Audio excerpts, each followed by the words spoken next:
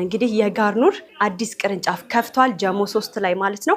ከጀሞ 1 እና ከፉሪ መካከል ጀሞ 3 ሰይድ ያሲን ህንጻ ፊት ለፊት ይሄንን የመሰለ በጣም ትልቅ ቅርንጫፉን 6ኛ ቅርንጫፉን ከፍቷል።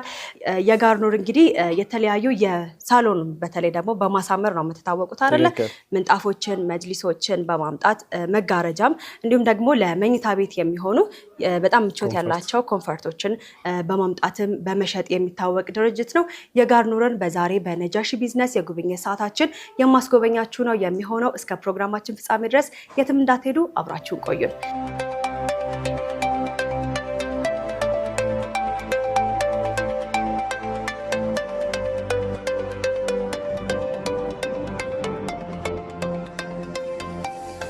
የጋርኑር እንግዲህ በጣም የሚያማምሩ ምንጣፎችን አቅርባችሁ እያየሁኝ ነውና እንደው ሰዎች ከሌሎች ምንጣፎች በተለይ እናንተን መርጠው እንዲመጡ የሚያደርጋቸው ነገር ምንድነው ማለት እንችላለን? አመሰግናለሁ። በዋነኝነት እንግዲህ የጋርኑር የሚታወቀው በምንጣፎቹ ላይ ጥራት ላይ አንደራደርም እና ቱርክ ድረስ ራሳችን ሄደን ዲዛይኑንም የስራውንም ሂደት ፕሮሰሶቹን ተከታትለን ራሳችን አስጭነን ነው እዚህ የምናስገባውና በዋነኝነት ደንበኞች እንግዲህ እዚህ ሲመጡ የከለር ጉዳይ አለ፣ የቲክነስ ጉዳይ አለ፣ እንዲሁም ደግሞ የጥራት ጉዳይ አለና ጥጦቹ ክሮቹ ላይ እጅግ በጣም ጥንቃቄ ተደርገው እንዲሰሩ አስደርገን ነው እዚህ የምናስመጣቸው።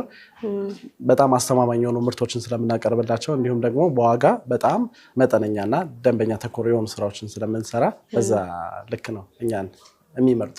በጣም አሪፍ። ብዙ ጊዜ ሰዎች ምንጣፍ ሲገዙ እንደው ብናኙ ያስቸግራል፣ በተለይ ልጆች ያሉበት ቤት ምንጣፍ ባናደርግ ነው የሚሻለው ይላሉ። ግን ያው አንዳንድ ጊዜ የጥራት ጉዳይ ሊሆንም ይችላልና እስኪ የእናንተ ደግሞ እንዴት ነው ያለው ጥራት ማለትም ብናኝ እንዳይኖረው ተደርጎ ያው ከውጭ መጣ እንደሆነ ነግረኛልና ስለዚህ ያው የኛ ምንጣፍ እንግዲህ በዋነኝነት እንኳን ከራሳቸው ብናኝ ሊወጣ አይደለም ቆሻሻ ራሱ አይዙ በባህሪያቸው ማለት ነው።